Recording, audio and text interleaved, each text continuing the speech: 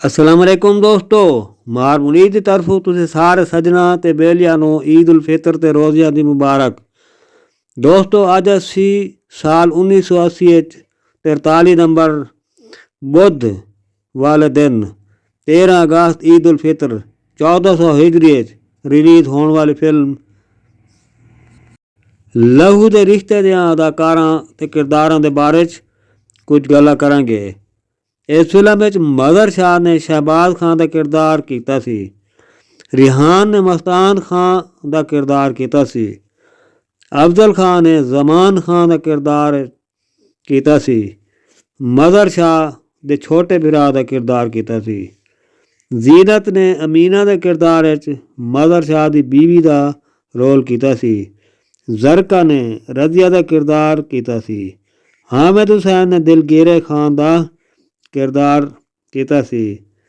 फजल महमूद ने बुजुर्ग के किरदार इनायत भट्टी नूं पाल के जवान का किरदार किया सी।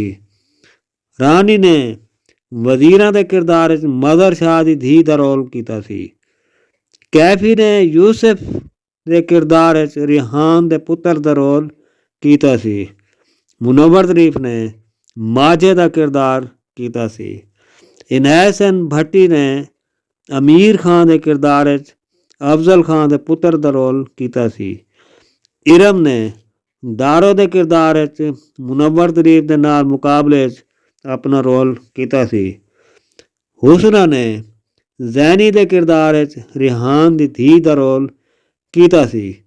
इमदाद हुसैन ने गुलबाज खान के किरदार मदर शाह के पुत्र का रोल किया सी। दोस्तों इस फिल्म की मुकम्मल मालूमात जानने लई तुसी वेलकम स्टूडियो चैनल से जाके फॉलो करो। तुहानू उस चैनल ते हर फिल्म की मुकम्मल मालूमात पूरे गानियां दे नाल मिलेगी।